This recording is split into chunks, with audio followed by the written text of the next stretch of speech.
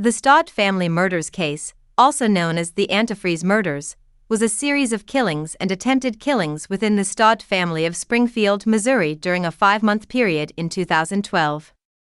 Family matriarch Diane Stodd and her daughter, Rachel Stodd, committed the crimes together using antifreeze purchased off the internet, with the rationale that antifreeze sold online would not contain the added bittering agent in commercial chemicals making the ethylene glycol poison detectable. Diane's husband, Mark Stodd, was murdered first, followed 5 months later by her autistic 26-year-old son, Sean Stott. 24-year-old daughter Sarah Stodd had also been poisoned with the antifreeze, being taken to hospital in critical condition. Sarah survived the poisoning and later recovered, albeit with physical and neurological damage. Diane Stodd was sentenced to life in prison without the possibility of parole in 2016, while Rachel Stodd pleaded guilty to second-degree murder in May 2015 as part of a plea deal in exchange for testifying against her mother at her trial, eventually being sentenced in March 2016 to life in prison with the possibility of parole. Diane and Mark Stodd were a married couple living in a modest home in Springfield, Missouri with 4 children: Sean Stodd, age 26, Sarah Stodd, age 24, Rachel Stodd, age 22, and Brianna Stodd, age 9. The Stott children had varying special needs, with Sean being on the autism spectrum and still living at home, and Brianna, then a 4th-grade student, having learning disabilities. In addition, Sarah Stodd, a university graduate with high grades but an inability to secure employment, had incurred a high amount of student loan debt and was also living at home with her parents. Diane favored Rachel over the other siblings, and would routinely make a habit of praising Rachel and uploading photos of her onto social media. The family was musically talented and enjoyed religious-themed contemporary music. Diane was a church organist and trained nurse, and also the main source of income for the family, while Mark was the lead singer and guitarist of a local blues band called Messing with Destiny. Mark only brought in minimal income, sometimes taking odd jobs related to the band for extra earnings. Diane and Rachel, after being arrested for the murders, claimed that the targeted family members were burdens on them. Diane alleged that Mark was lazy, would throw objects when angry, and that by the point of killing him, she hated his guts. She claimed that Sean was worse than a pest as he was always in the home and had trouble socializing with people due to his autism, leading her to kill him as well, although Rachel claimed that she initially had felt that her brother's death was unfair, arguing that her mother should have placed Sean in assisted living instead. The murders of Mark and Sean Stott occurred within 5 months of each other. Both victims were found with a suspicious ring of blood around their mouths, but the deaths were not investigated any further, owing in part to Mark's lifestyle, which included alcohol consumption on a regular basis. Both bodies were cremated. Diane went further when she considered killing Sarah as well, owing to her not wanting to pay Sarah's student debt. The 24-year-old was poisoned, and then later brought to a hospital by Diane because, according to Diane, she did not want the house to smell bad if Sarah died in it. By that point, Diane had used Mark's $20,000 life insurance policy to move the family into another house with more space. Rachel was also bothered by the prospect of Sarah dying in the house because she had moved into the room where Sean had died and claimed that it was unsettling to her. Sarah was admitted in critical condition, with organ failure and neurological damage presenting. An anonymous tip, later revealed to be from the Stodd family's local church pastor, alerted police to the deaths of Mark and Sean Stodd possibly being connected with Sarah's acute symptoms.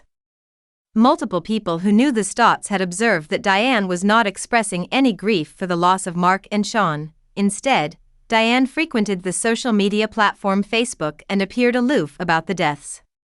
Family relative Michael Stott revealed that there had not been any formal services to commemorate Sean and that he had only been informed of Sean's passing after another relative had discovered it.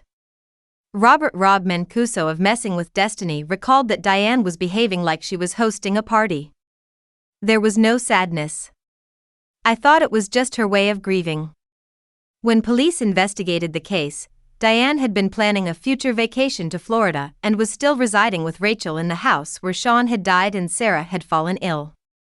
Diane revealed that she and Rachel had poisoned their family members with antifreeze. They had sneaked the substance into energy drinks that Mark regularly consumed, as well as into Sean's favorite soda pop, and had specifically bought it online so as to ensure that there was no noticeable taste to it when hidden. Unlike most antifreeze sold commercially for the general public, the antifreeze purchased by Diane and Rachel lacked an added bittering agent that would have left a foul taste on anything poisoned by it. A note was discovered in Rachel's purse, in which Rachel had written a bizarre poem that read, "Only the quiet ones will be left, my mother, my little sister and me." A hidden diary kept by Rachel revealed that Rachel herself had been involved directly with the murders and that she had been aware of Mark's impending poisoning at least 2 months beforehand. Rachel and Diane also admitted that Brianna Staudte was to be poisoned after Sarah's death because of the burden of her learning disabilities. Rachel Stodd pleaded guilty in May 2015 to 2 counts of second-degree murder and 1 count of first-degree assault. Her mother, Diane Stodd, pleaded guilty to 2 counts of murder in January 2016 and was sentenced to life in prison without the possibility of parole. Both Rachel and Diane have since appealed to vacate their pleas, with Rachel arguing, "When lawyers were appointed, my fear of men was not accommodated, leading to miscommunication, coercion, and mental duress. Being in an interview room alone with a male detective was like being flayed alive." It is unclear what happened to Brianna Stodd after the arrest of Diane and Rachel. Brianna, then a 4th-grade student and minor child, had not yet been poisoned by her mother or sister. The girl, whose new name has not been identified by news sources due to her age, was placed in foster care. 10. Sarah Stott survived but suffered severe organ damage and neurological damage as a result of the antifreeze. Her symptoms, initially thought to be flu-like, were later revealed to be caused by the poisoning. Sarah maintains a Facebook profile with information about the murder case, as well as a profile banner photo of her father performing in Messing with Destiny. Sarah was given the opportunity to read the following statement in court: "I prefer to be a survivor than a victim. I forgive my mom for what she did to me. But she not only took away my dad and brother, but she took away my lifestyle, livelihood, and my independence." Sarah, who had been on the dean's list during her years in university, was said by Greene County Prosecuting Attorney Dan Patterson requires a guardian, and living in an assisted living facility due to the effects of the poison on her body and mental state.